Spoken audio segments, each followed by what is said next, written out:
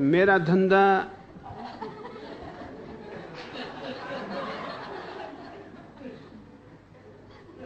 थोड़ा कठिन धंधा है।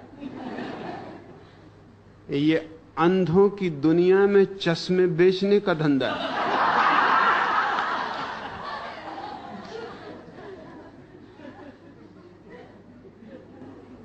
और अंधों से ये कहना कि मेरे पास आंखें हैं और तुम अंधे हो, खतरनाक है।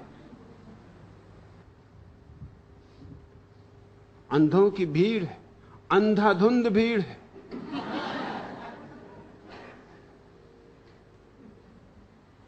और कोई अंधा आदमी ये पसंद नहीं करता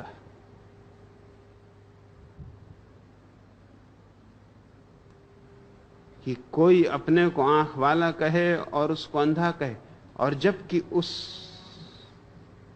का बहुमत है। वैसा हुआ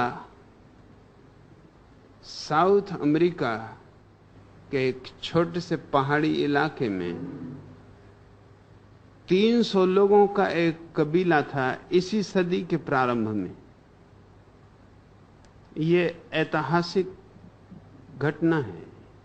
वे 300 ही आदमी अंधे थे। यह बहुत आश्चर्यजनक बात है। बच्चे आंख वाले पैदा होते थे,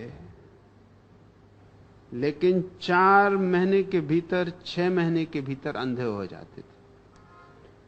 उस इलाके में एक मक्खी है जिसके काटने से बच्चे अंधे हो जाते। अगर 6 महीने तक वो मक्खी बच्चों को न काटे तो उनकी आंखें बच सकती, फिर वो मजबूत हो जाते। 6 महीने तक वो इतने कमजोर होते हैं कि मक्खी उनके आंखों को नष्ट कर देती। मगर वो मक्खी इतनी बड़ी तादाद में है उस घाटी में कि कोई बच्चा बच नहीं सकता। एक वैज्ञानिक ने जब ये खबर सुनी तो वो खोज में गया कि बात क्या है, क्योंकि 300 आदमी पूरे के पूरे अंधे हों, ये अचंभा है। और उसने अध्ययन किया और देखा कि हर बच्चा आंख वाला पैदा होता है, लेकिन जब तक वो आंख वाला होता है तब तक बोल नहीं सकता। और 6 महीना लंबा समय, और मक्खी बहुतायत से आम घर घर में, तो 6 महीने के भीतर वो उसे अंधा कर देती। जब तक वो बोलने योग्य हो पाता है तब तक अंधा होता है। जब तक आंख होती है तब तक बोल नहीं सकता। इसलिए उस कबीले को पता ही नहीं है कि आंख जैसी कोई चीज होती।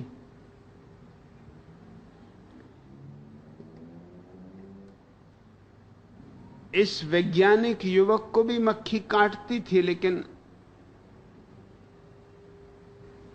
ये तो 6 महीने से बहुत आगे जा चुका था। इस पे मक्खी के जहर का कोई असर नहीं होता था। और इसने निर्णय किया कि किसी भी तरह इस मक्खी को नष्ट करना है। और ये चकित हुआ देख के कि ये 300 अंधे लोग बिना आंखों के भी काम चला लेते, छोटी मोटी खेतीबाड़ी भी कर लेते, अपने भोजन के लायक इंतजाम भी कर लेते, कठिनाई से और मुश्किल से। मगर अगर यही जिंदगी है तो किया भी क्या जा सकता है। हम सब भी यही कर रहे हैं।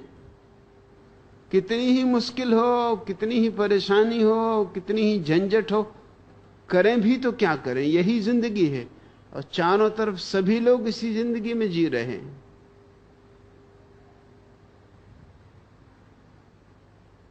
उस मक्खी का अध्ययन करते करते वो उस युवक का मन एक अंधी युवती पर आ गया।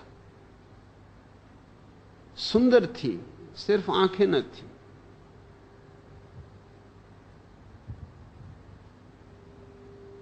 उसने कबीले के प्रमुख से उस युवती से शादी करने की प्रार्थना की।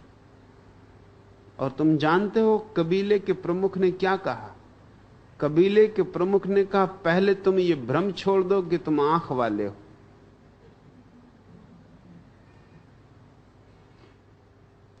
क्योंकि ये बात न कभी देखी न कभी सुनी। ये झूठी बातें छोड़ दो।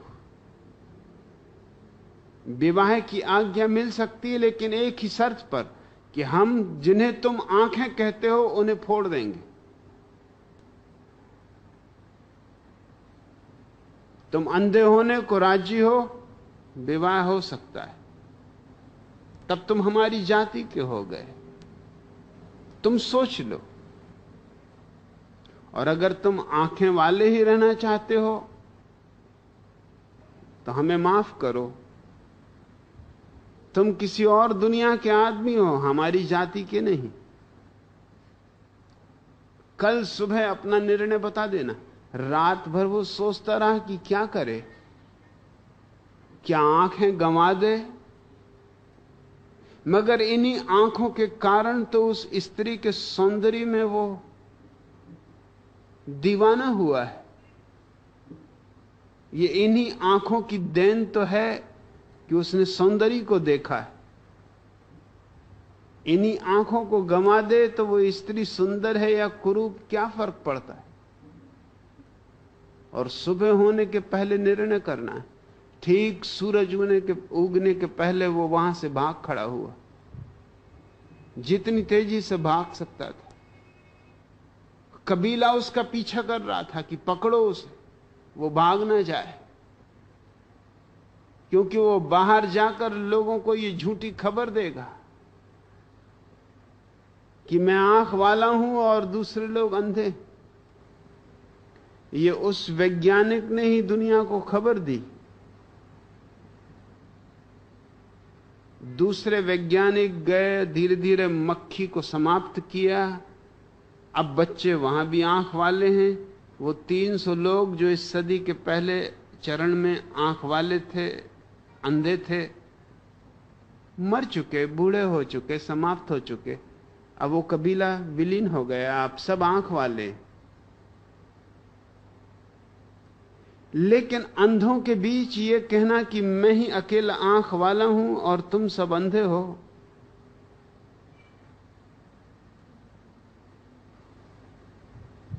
अशोभनीय है।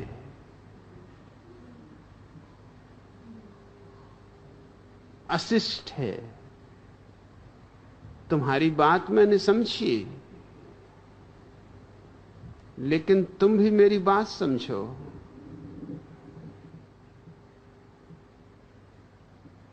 मैं तुम्हारे साथ हूं। तुम सोए हो तब भी साथ हूं, भला मैं जागा हुआ हूं। आखिर सोए हुए आदमी के साथ जागा हुआ आदमी भी तो बैठा हुआ हो सकता है।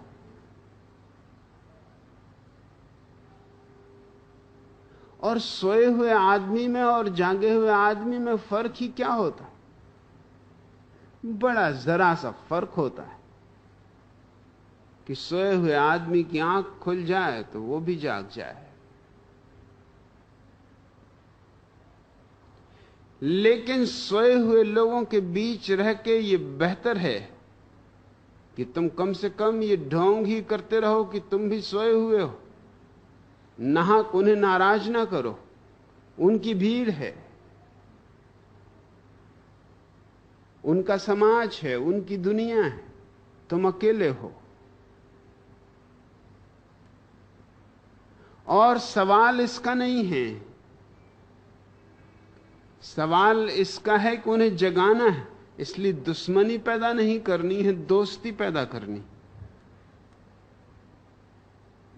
इसलिए नहीं कहता कि तुम अंधे हो, इसलिए कहता हूं कि हम अंधे हैं। मगर वही कह सकता है कि हम अंधे हैं जिसके पास आंखें हों।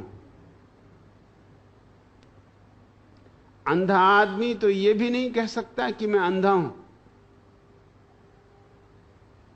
तुमने कभी शायद इस पे सोचा भी ना हो, या सोचा भी होगा तो गलत सोचा होगा। लोग समझते हैं कि अंधे आदमी को अंधेरा ही अंधेरा दिखाई देता होगा। तुम गलती में हो। अंधे आदमी को अंधेरा भी दिखाई नहीं देता। अंधेरा देखने के लिए भी आंखें चाहिए। तुम आंख बंद करते हो तो तुम्हें अंधेरा दिखाई देता है, क्योंकि तुम्हारे पास आंख है। रोशनी तुमने देखी है, इसलिए अंधेरा भी दिखाई देता है। अंधे आदमी को कुछ भी दिखाई नहीं देता, उसके पास आंख ही नहीं है, ना अंधेरा न रोशनी।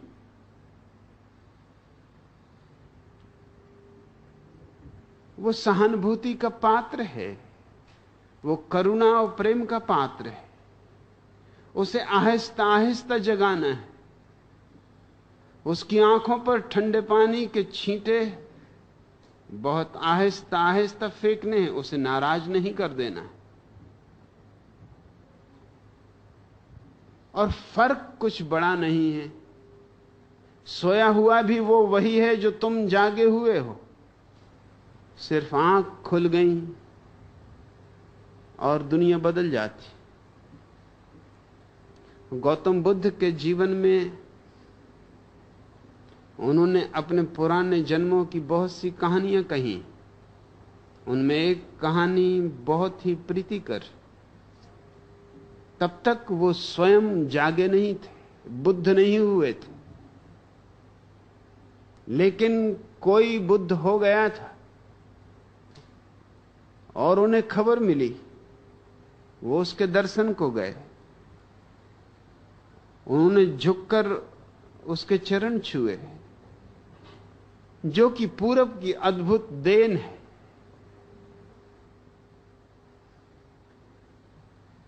पूरब ने बहुत कुछ दुनिया को दिया है जिसकी कोई कीमत नहीं करता।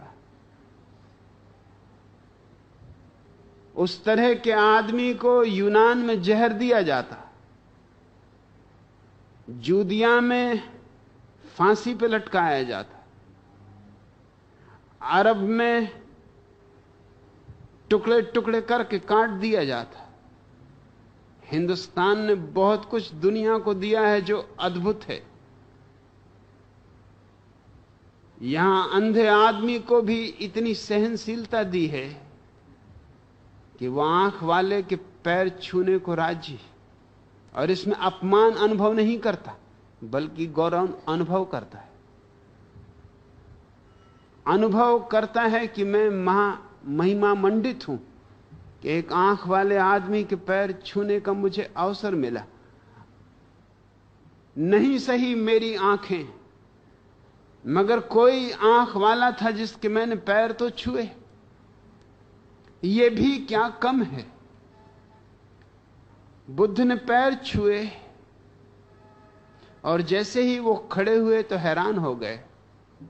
वो व्यक्ति, वो महापुरुष जो जाग चुका था, वो झुका और उसने सोए हुए आदमी के पैर छुए। बुद्ध ने कहा, आप ये क्या करते? ये कैसा पाप आप मेरे ऊपर थोप रहे हैं? आप जागृत हैं, मैं आपके पैर छूं, ये मेरा सौभाग्य। लेकिन आप मेरे पैर छूकर मुझे किस नरक में ढकेल रहे हैं? उस बुद्ध पुरुष ने कहा था, नरक में नहीं ढकेल रहा हूं, कल तक मैं भी तुम्हारी ही तरह सोया हुआ था, आज जाग गया हूं। आज तुम सोए हुए हो, कल तुम भी जाग जाओगे। मुझ में और तुम में बुनियादी रूप से कोई अंतर नहीं। जो अंतर है बहुत ऊपरी, बहुत मामूली है। वो अंतर मामूली है, यही बताने के लिए मैं तुम्हारे पैर छू रहा हूं। मैं तुम्हारे अंधेपन के पैर नहीं छू रहा हूं, मैं तुम्हारे भविष्य के, जब तुम भी जाग जाओगे, उस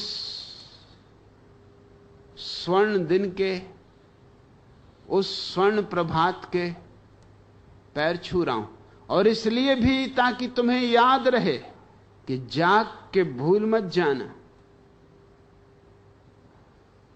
कि सिर्फ अंधे ही तुम्हारे पैर छू सकते हैं। तुम्हें भी उनके पैर छूने, तुम भी उनकी ही